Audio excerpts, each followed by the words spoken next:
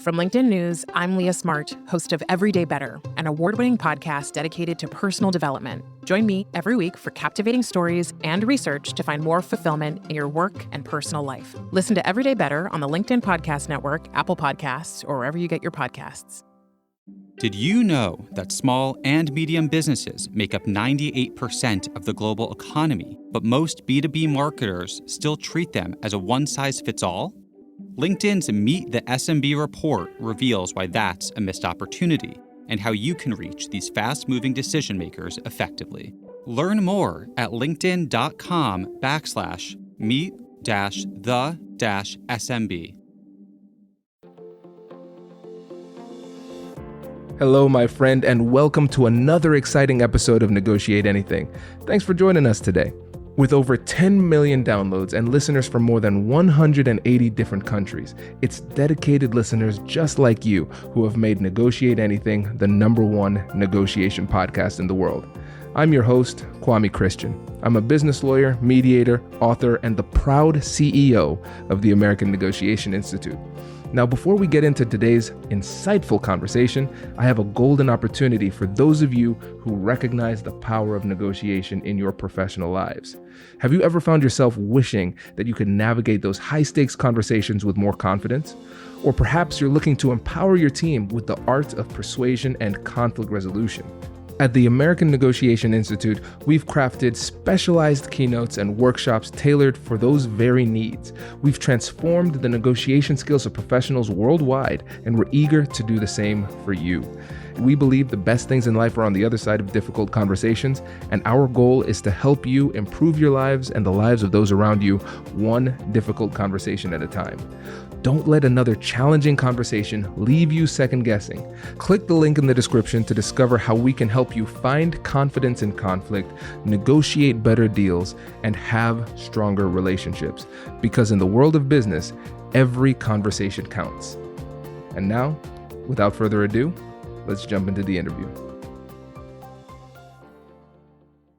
Robin, thanks for joining us today. You know, Kwame, I'd say thank you for having me, but I can't even come up with the words to say thank you for having me. It is so profoundly awesome to be with you and share time with you and to make such a great, healthy connection. Thank you. Likewise. And everybody, shout out to a good friend of the show, Mike Reddington, for making this happen. Robin and I have been just chatting for the last 45 minutes or so. And we said, hey, do we still want to do this podcast or just hang out? So I'm pumped about this. This will be fun. Me too. And I got my goosebumps are going on my arms. I use that as my gauge of how well we make a connection. That's my soul saying, hey, we're good.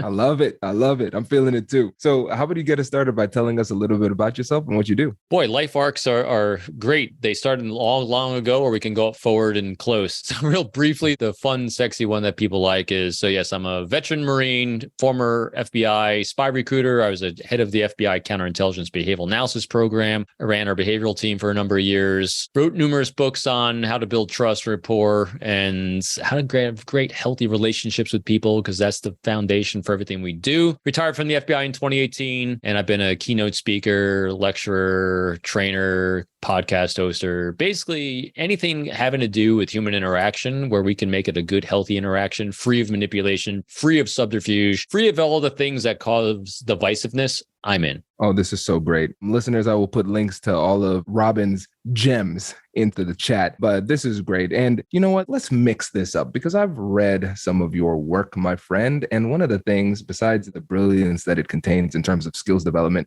you're a great storyteller. So when it comes to your ethos as it relates to human interaction, relationships, what is a story that you think really encapsulates your experience?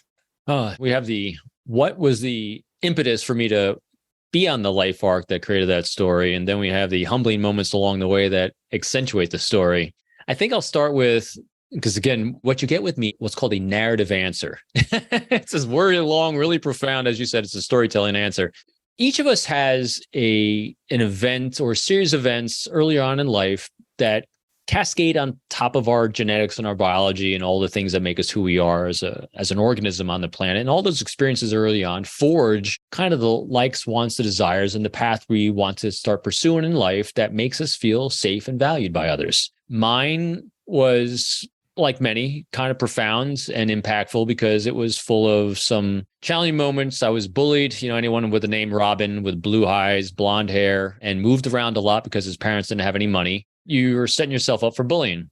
And part of that being bullied was having no money, like I said. And my family, we never owned a home. My parents still never owned a home to this day. And one of the places we moved into, we lost our furnace and we had to heat our house then all by wood for a number of years. My parents took the last amount of money they had and installed a wood burning stove. And so when I was in 7th grade, I was chopping wood all night long, trying to keep the house heated because you had to keep it from freezing as much as you could on the inside, even though you actually had to chip your way out in the morning because the condensation on the inside would freeze the door closed. All these moments created resilience and a tenacity like we were talking about earlier, but it also created this profound because of the bullying and being an only child. I just wanted to be liked. It really comes down to I want to be liked. I want to make connections. I wanted friends. I couldn't wait to go to school growing up because I could have friends. So that became part of my life arc is just wanting friends and overcoming people that are bullies and facing down bullies and then having tenacity, grit, and resilience to provide for yourself and make yourself feel safe. Because in order to have school clothes to fit in, not get bullied more, I had to go cut grass, paper boy. I mean, I had them all. If I could make cash, I was going to figure out a way to make cash and do that. And so all these things compounded about my genetics and biology, about being an extrovert and deriving my energy from the outside world, being from upstate New York, all these things compound together too. I love connecting with people, absolutely loved connecting with people. But because I do embody a sense of empathy, a decent amount of empathy with others, what would happen is I had a dichotomy, as I call it, out of balance. Everything in life is a dichotomy between good and bad, the yin, the yang, all these things, because we can't experience great, beautiful things and appreciate them unless we've seen some real garbage. We can't experience how good someone is until we experience someone who kind of fell short of that. For me, another dichotomy is we can't really become profound, great leaders, which are resources for the success of others, be other focused until we understand how to be selfish. And when you're gritty, resilient, trying to provide for yourself to feel safe, you become very self-centered, not in a narcissistic, look at me, I'm the best way, but in a way of muscle memory over time says, I need to feel safe. I need to feel safe. I need to feel safe. And so it makes us very self-focused. But when you have empathy and people that are going through trauma, we tend to be very good at nonverbal behavior and assessing the behavior of others and whether we're causing comfort or stress in others. And what would happen was along my path, I could tell immediately when my behaviors caused people to be uncomfortable, cause stress. In other words, if I wasn't making it about them and it was too me focused, they walked away. They didn't want to deal with me or they bullied me. And so I became really profoundly, acutely aware of when I was too self-centered, too focused, that I need to change my behavior. The other thing that people are is on that dichotomy is they're either wound collectors or they're problem solvers. Wound collectors tend to keep a score sheet against the world and seek retribution. Problem solvers just like, what am I going to do to work the problem and move forward? I luckily came up with the work the problem and move forward mentality. So when you put all that together, a lot of beautiful, humbling moments along the way were my first, I have had major ones, but one of my earlier major ones was when I was ranked last in my Marine Corps squadron out of all the second lieutenants. And they said, you suck because you need to be a better leader. I had no idea what they're talking about. I was popular, which I thought was leadership. No, popularity is about self. It's look at me, look at me. I'm really funny. I'm a outgoing, gregarious guy. That's not leadership. That's power. Learn that reading Robert Greene's 48 Laws of Power. Not only did I recognize a little bit myself, I recognized a lot of executives and a lot of organizations I'd worked for. But on the opposite side of power is leadership, which is otherly focused. And how do you do that? How do you use language and behaviors to focus on others when you have a lifetime of reps of trying to survive, which is about self? This is where that awareness comes from. And this is where those humbling moments generate the ability to not change who we are, because you don't want to change who you are. We got a lot of beauty in here. In order to offset some things that might be accentuated and too extreme, we need to add to who we are. So if you find yourself, like in my case, I was a little too self-focused, I needed to add the ability to make it about others. So that's what my life journey's been, is about what behaviors do I need to add to myself to really balance that dichotomy and learn how to put it out of balance if I need to. In other words, who needs more from me today? So I can actually put me aside and still feel like I have enough energy to do that. Because a lot of times people need a lot more than we might be willing or able to give. So as leaders, we need to be able to draw from a deep reservoir to be able to serve when it's needed. Long answer. Robin, I just showed you how I took 19 pages of notes on your book. I feel like I might get there again on this podcast. This is great. And there are a lot of different ways I can go with this next question, but I actually want to touch base, give a little nod to something that we talked about before the interview happened, which is talking about resilience, because people could look at your story and we can talk about the trauma and the difficulties. And a lot of times we use the trauma and difficulties in our life circumstances to kind of justify our inabilities to accomplish certain things in the present. So what was it about you and your mindset that allowed you to turn the hardships of your past into resilience? That is such a great question. I've examined this one a lot because I do a lot of true crime commentary on different shows and stuff. And when you're doing true crime stuff, you see a lot of wound collectors. People that commit heinous things against other human beings tend to be wound collectors that are taking out, like you said, retribution against others. And then the victims tend to be people who aren't, that are problem solvers, and they're just trying to make their way through the universe, as they say. I was very fortunate from my parents. What they couldn't give me in a lot of areas in life, materially, or even from healthy behaviors, because most families deal with addiction one way or the other. They couldn't give me a lot in that area, but for some reason, my parents never complained.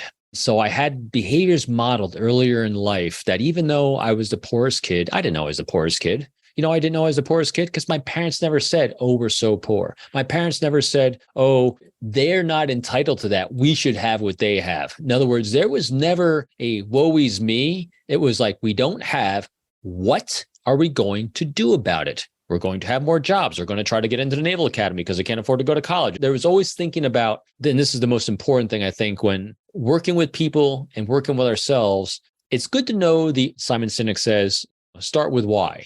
Got to understand the overarching why. What's the purpose of life? What's the purpose of you? What gives you your fulfillment every day? That's the big why. But underneath that one why, you got to stop asking why. Because if you start asking why, you're looking for a subjective opinion and belief system to justify your actions and failure, or why someone else is doing something wrong. You're looking to place blame. And that's when we get in the danger area of ego, vanity, and insecurities. They can be our undoing. So instead of asking, why did they do that to me? You ask, what? That what question, the power of what? What can I do about it? What outcome am I seeking? What specific actions can I take to have a different result? So luckily for me, I had models of people in my life that just asked what questions. When I was in the Marine Corps, I drive my son, who's also a Marine Corps officer now, nuts with this one. It's called, What Now, Lieutenant? We're always looking around us for the solutions that someone else can give us. That's great. But part of that resiliency and tenacity and grit, like you said, is you solve problems. Instead of looking for someone else to solve your problem, which is great. That's why we have allies. Having teachers, mentors, and guides and people in our lives that can be there with us is fantastic. And I use the word with instead of for us. With us is great because we want to team with these people. But at the bottom line, we want to ask, what are we going to do to work this problem? Just solve it. Just work the problem. One of my favorite shows and books was The Martian. I don't read a lot of fiction, but one of them is The Martian. And you take every day, we were talking about Neil deGrasse Tyson before. The universe is not out to get you. It just is. Stop thinking that the universe, it's all about you. It just is being what it's being. People are being who they're being. People are literally not focused on you. They're doing the best they can in the moment to solve their problems. Sometimes it's going to clash with what yours are. Well, let's have a conversation about that. So that's it, I think, is just literally focusing on the what question to move forward and solve that problem. Where I learned it, again, behaviors modeled for me earlier in my life and then reinforced through a life of being a leader and put in leadership, because I was not a natural born leader, no doubt in my mind. Very few people are, but a natural desire and passion to want to be one. And when you finally discover that leadership is about service to others, and not just saying the words, but living that experience. I mean, if you're a leader and you say you're a leader, when's the last time one of the people that you work with was in a hardship, was in dire straits, did something a little wrong, and you threw yourself in the line of fire to protect their career, to protect their reputation, to protect them from the fallout that could happen, and you're willing to take that for them because they did the right thing and they made a mistake? Hello, my friends. Before we get back to today's episode, I want to ask you a question. Have you ever wondered how to elevate your team's negotiation game and how you can help the folks on your team have better, difficult conversations? At the American Negotiation Institute, we offer transformative keynotes and workshops tailored to empower professionals with top-tier negotiation and conflict resolution skills. Whether it's a keynote for your next event or hands-on training for your team, we've got you covered. Don't just negotiate. Master the art with the American Negotiation Institute. Click the link in the description to find out more. Elevate, negotiate, and succeed. Small and medium businesses don't have time to waste, and neither do marketers trying to reach them. On LinkedIn, more SMB decision makers are actively looking for new solutions to help them grow, whether it's software or financial services. Our Meet the SMB report breaks down how these businesses buy and what really influences their choices. Learn more at linkedin.com/meet-the-SMB. That's linkedin.com/meet-the-SMB. That's powerful. And when it comes to that mindset of resilience and that problem solver mentality, now I want you to help us to draw a clear connection between those mindsets and your unique ability to connect with other people conversationally and relationally. And I learned this like you, doing interviews. What we do when you're having a conversation with someone, you're taking an opportunity to give, potentially, if you do it well, the greatest gift you can give any human being. And that's the gift of presence, to see them for who they are, to hear their story, and most importantly, not to see them for who they are and hear their story, but do so in an accepting, non-judgmental, curious way. In order to do that, we got to let go of our agenda. My good friend Jim Pyle, numerous beautiful books on human behavior. He's an Army interrogator. And he says, if you approach every human being as a young child, like imagine yourself, do your own thought experiment, which we love doing, our thought experiments. Imagine yourself back when you're 5 or 6 years old. It's your first day of school, going to kindergarten, and you haven't lived outside the four walls of your house all that much. And you are just curious. Our survival as a species has come about because we were born with no survival mechanism except our curiosity. Our curiosity is what gives us the ability to learn rapidly from the environment around us. And so you engage life with the curiosity of a 5-year-old where you have no confirmation bias of things you're trying to see, but you just want to take it all in so you understand it. That is the greatest gift you can give another human being. That's how you make a connection. You just be curious. And when you discover someone's life arc, you ask them questions so simple as this, Kwame, looking at you as this dapper, amazingly gifted interviewer, connector of human beings, where I just am compelled to want to speak to you. My question is, where you make that with these deep connections, like what was it all those years ago that gave you that spark to want to have great conversations with people? Who was that inspiration for you? And then you just shut up and be present. That's it. It's beautiful. And now, because you've had this experience, this really diverse experience of leadership in the military, FBI, and now interviewing some of the brightest minds in the world. When it comes to everyday people trying to replicate that success, what would you say are some of the biggest barriers to them accomplishing that? One biggest barrier is ego. Everyone's thinking someone's doing something to us. We do a lot of things in life when it comes to human behavior to make us feel more powerful because we feel weak, we're insecure. If we want to learn how to elicit information, and I'm not putting any skill set down. These are all beautiful. I know all these skill sets because in order to get to the level of wanting to make a deeper connection with people, you actually have to do these other skill sets, which are, in order to become an artist, you have to learn how to paint by number first.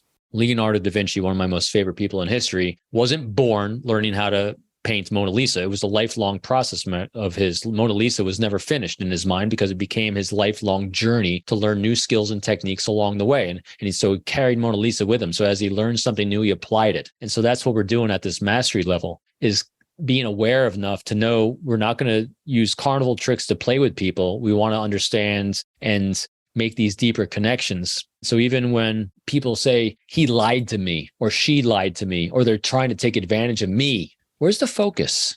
Literally think about that. When I'm using those words, is the focus on them or is the focus on me and my own insecurity that someone's doing something to me? Here's a interesting thought experiment question. Ask yourself, instead of thinking, why did they lie to me? Ask yourself, what did I do to make them feel insecure and unsafe with me that inspired them to have a behavior that wasn't conducive to a good, healthy relationship?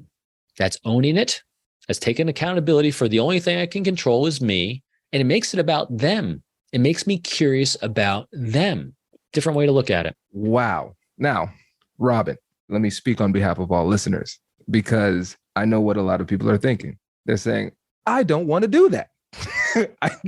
Good. Then don't. Right? They're saying, I don't want, there's that reflexive response, right? And it comes from the fact that I feel as though it is convenient and also comforting to believe that when bad things happen to us, it's somebody else's fault, because then it absolves us of responsibility of taking action and ownership of doing what is needed to be done to make the situation better. Because if I then take responsibility, that means I can't sit here in the comfort of having the righteous indignation of feeling right. I need to actually step up and do something and be a problem solver, like you said. Yeah. And as I say all the time, there's no right or wrong to any of this. There just is. So if part of this process of making a beautiful connection, I got my goosebumps going again, with a beautiful human being is doing our best to recognize where they are on their path, being available if they want to take a different path, but not judging their path and where they're at on it. I liken it to race cars. We're all born driving a Prius, and along the way, some of us start upgrading our cars pretty rapidly to Ferraris or whatever you want to say or use, or a Tesla maybe. And some people are still driving a Prius, but they think they're driving a Ferrari. Now, those that are driving Ferraris, they can actually shove the Ferrari in the guy's face that's driving a Prius and say, yeah, but you suck because I'm driving a Ferrari. Or they can say, hey, that's a nice Prius you have. How are you enjoying that car? Is it getting you where you want to go? Did you ever think about anything else? Or are you happy with what you have? And if you're happy with what you have, how can I make it a little bit more comfortable for you to drive that Prius? If you are interested in driving something different, would you like me part of that life to help you get there? Because you can't go from 0 to 100. It's a journey. If you go from 0 to 100, it'll fail majestically. James Clear in Atomic Habits does a great job of saying, if you go from 0 to 100 on anything, you'll stop doing it because it's uncomfortable. But if you make one micro change a day and then make it that one little thing a habit, it becomes sustainable over time. And so it's the same thing with human behavior. And you don't have to do anything, but I think the ability to recognize where someone's at on their path, don't judge a path, and then just ask yourself, is where they're at interacting with me, is it healthy for them and me or not healthy? If it's unhealthy, well, we just disengage today. Maybe tomorrow will be different. Again, because it's free of resentment, it's free of judging. That's the big thing, is the judging of where people are on their path is all about what? Our own insecurities. We think we're right. Going back to Robert Greene again, the laws of human nature, human beings, we're hardwired to consume information that makes us feel good about ourselves and our own opinions. Stop it. So I love another quote by Brene Brown in her book, Braving the Wilderness. She's written a lot on this. And that is, if you don't understand someone, good, get closer. I love when I don't hear something I agree with, because I can honestly say these days, it's not that I don't agree. How can I agree with anything? Because there's so many different opinions. I hear something, here's a healthier way to look at it. If I hear something I haven't heard before or in a particular way, I get excited. It's like, wow, because here's a thing to really put that context use here. If it comes out of your mouth, Kwame, if I hear you say something I've never heard before, maybe it goes against all the other things I've heard for a period of time. That's a great opportunity to say, Kwame most likely put a lot of time and effort and thought into what came out of his mouth. Because you know what? I put a lot of time, effort, and thought the things that come out of my mouth, he guaranteed he did too. Wouldn't it be appropriate of me to at least give him the benefit of the doubt that there's a lot of time and effort and thought in that? Let's hear what it is. How hard is that? I'm not saying you have to agree with it. I'm not saying that you're going to change your mind. I'm saying let's explore what his mind is. And we were talking about this beforehand. We're talking about diversity and inclusion and all the things that are challenging our society right now. You don't even have to think about that. If you just think of, he's got a different point of view than me. He must have put a lot of time and thought and energy into it. I'm not saying I agree with it. I want to learn about it. Where did it come from? One of the best things that you can do to make a connection with another human being as well, and you do this all the time, consume what they consume. Like if I have someone on my show, if I have someone I'm going to meet, I've done lectures with people that have sat on a stage with me. If they mention a book they read that meant a lot to them, they quote someone, I read that book. Why wouldn't you? I understand you. If something means something to you, if something you consumed has impacted your life so much, why wouldn't I want to read it? Because now I'm going to understand you. I'm going to understand where you get your ideas from. It's not going to be total. It's not going to be all encompassing, but it's going to be a little more to understand Kwame, where he's coming from, that context. All the books I read, half of them at least come from the people around me. I kind of divide what I consume into things that I'm interested in and the things that people around me are interested in. Because if I consume the information about the people around me and what they're interested in, I'll have a better ability to connect with them, because then I can talk about things in a way that is about them and what their interests, their priorities, their challenges, their pain points are about. When they explain something in a particular way, I'll understand where they got that phraseology from. I understand where their thought process is coming from. Again, this isn't about saying someone's right or wrong. It's not about agreeing with someone or disagreeing with someone. This is called deep, non-judgmental curiosity. It's the third step in the keys to communication, by the way. Oh, man, this is good. This is good, because I want to pause here, because I want to really highlight this for the listeners, because we have spoken little about specific tactics and specific things to do, but we've spoken a lot about the mindset that puts you in a position to do the right thing when the time is right. And I think that's a really important thing for us to recognize too, because I think a lot of times we can get so tactical. Some people might listen to this podcast and say, I want negotiation tips and tricks that I can pull out of my back pocket in the middle of a conversation to win the conversation, right? So I just want to highlight the fact that we start with this foundation of mindset, the way that we view ourselves, the way that we view others, the way that we view the whole world is going to really play I would say a greater factor into our success in relationships and communication, more so than specific tips and tricks and strategies. And now that being said, I'll give you exactly the things to do this. Because in order to build the muscle memory, we need to be able to do this. We need to be able to communicate. So all those years ago, when the Marine Corps major ranked me last out of 14, and I said to him, what do I need to do to be a better leader? You say I suck. What do I do? And he goes, well, that's easy. Make it about everyone else but yourself. Huh? What? I don't get it. Again, there's that what question. What specifically should I do? And he goes, I don't know, figure it out. Here's what he couldn't tell me. Here's what was not part of my human interaction repertoire yet. Because when we're gritty, self-reliant, resilient, a type A personality that's trying to win, we inevitably are going to talk in terms of ourselves. We're going to talk in terms of what I'm going to do to succeed and win. What the greatest leaders are thinking about is, what can I do to make the lives of my people around me easier? What can I do to make them safer with moving forward? Because when people feel safe, they innovate. When they innovate, they solve problems. When you solve problems, the mission's accomplished and you look like a champ and they look even better. But here's exactly the 4 keys of communication that are the bedrock for everything. If you incorporate this into everything you say, everything you write, and every interaction you have, it shifts the focus from yourself to them. It demonstrates to their brain that you see them, that you value them, that you want to affiliate with them. The dopamine's released, the serotonin's released, and hopefully if you do it long enough, the oxytocin for long-term alliances are released. This is it. It's very simply, seek their thoughts and opinions instead of telling them yours. 2, talk in terms of their challenges, priorities, and pain points in life instead of telling them yours.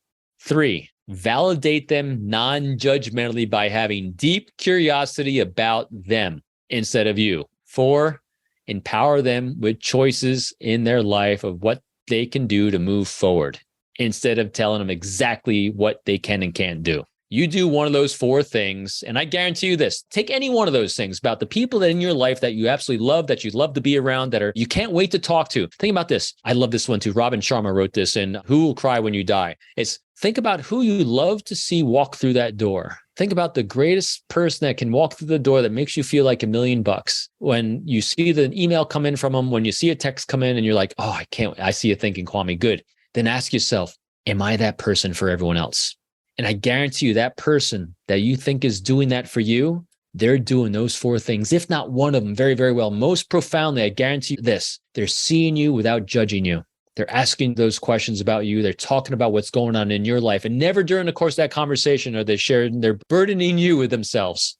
Ooh, this is great, because I love the simplicity of this. And you're right. It shifts your focus from yourself to other people. Because a lot of times, let me just go and give the inverse. Something that fun little thing I did in a training recently is I said, okay, this is how you would do it. Now I want you to, in the chat, to give me bad examples of how to not do it. It was hilarious. So with this, first, we're going to seek the thoughts and opinions of others. So first, what a lot of people do is they start the conversation and focus the conversation on their own thoughts and opinions, and they try to force it upon others. Talk about their challenges. No, we talk about our own challenges. Validate through deep curiosity. We try to push out the validity of our position on others. And then a lot of times the opposite again. Number 4, empower with choices. We try to limit their choices and tell people what would work for us. And I think a lot of times what people do when they try to be really assertive negotiators is they take the 4 keys and do the inverse, do the exact opposite. And then they wonder why it doesn't work. Here's another fun thought experiment. Think about the people around you that you don't like interacting with. Here's a typical opening statement that we generally hear from someone that sends our rankles up. Can you believe what he said?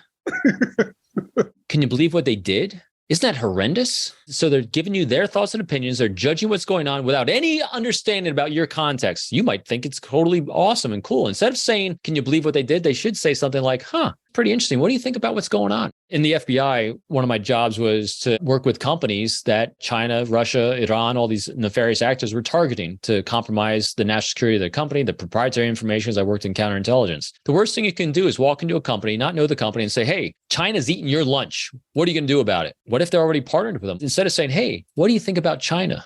And then you get the context and you'll say, oh, I think they're eating our lunch. I said, oh, really? That's an interesting point of view. What kind of things do you think you might be able to do about it? Maybe we can partner together. Instead of saying, hey, I need you to do this because China's eating your lunch. Boy, you setting yourself up for real failure. And again, those are just two, look, same why. It's changing the what and the how. How are you going to engage? Ask those questions, seek that context before barreling in. So when the people that you love walking through that door, you can't wait to see them, they're not coming in saying, hey, can you believe what they just did? It's the ones coming in saying, hey, how you doing today? What's going on? Man, the sign of a brilliant insight is that it seems obvious in hindsight. The elusive obvious. Exactly. And I think that's the experience that a lot of listeners are having today. And Robert, you know this because we've been talking for the last hour and 15 minutes. I could talk to you forever, my friend. But before you go, I want to give you an opportunity to let the listeners know about your work, how they can get in touch with you, and let them know about the new book that's coming out. First of all, I want to do the most important thing, and that is to have listeners do the most important thing they can do for themselves and others, and that is hit like, hit subscribe, and share Kwame with the world. What he does, not just in the information he brings, but the amount of work, dedication, and effort he puts in to bring great people and great information with no benefit to him to others is profound. So I want to thank you for that. I want to make sure people take this message and take you and get that out there. For me, easy, go to peopleformula.com, all one word, People Formula. Books, resources, podcasts, newscasts, you name it, I'm on there. Whatever kind of free flavor you want. I'll upsell you on anything you want, buy anything you want from me, hire me as $1 million coach in your life. I don't care. Next book that's coming out is just like we were talking about, working on it right now. I'm hoping in the fall. Manuscript's almost done. It's right now, the working title is Alliance GPS, Guiding Principles for Success. It's all about the behaviors, about creating good, healthy, strong alliances in life, because what we've learned and what we experience on this planet, you can't do alone. We're beautiful organisms that were put here to interact with others in a good, healthy, profound way. I asked that one question, who do you want to have walk through that door? And are you that person? Next question is this. You have 5 hours left on this planet. No matter what your belief system, you have 5 hours left. What do you do with your 5 hours? This isn't a bucket list. There's no time for bucket list anymore. What do you do? And I guarantee you this, it's going to be a deep, beautiful, meaningful conversation with the people you love and care about the most. Do you have those people? Who do you value the most? For me, it's really simple. My 2 kids are adults. I love sitting around, all of us together on those rare occasions, laughing together, listening to the stories of their lives and the beautiful happiness they're having, the prosperity they're having, funny struggles they're having as we're playing a game of exploding kittens, that stupid little card game.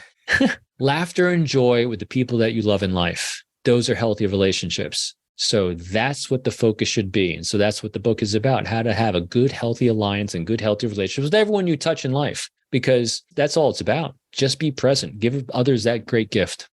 Robin, thank you so much. This has been an absolute masterclass, and I cannot wait to have you back on the show. Me too. Congratulations, you've just joined an elite club. By listening to a full episode, you're now officially on the Negotiate Anything team. So welcome aboard. What most team members do is they subscribe to the podcast because that allows them to automatically get the latest episodes of the show. The best things in life lie on the other side of difficult conversations. Keep learning, keep practicing, and keep getting better. Your relationships will improve, your career will soar, and you'll have the confidence you need to get the most out of these crucial conversations. Again, thank you for joining the team. We're excited to have you, and I will see you in the next episode. I'll catch you later.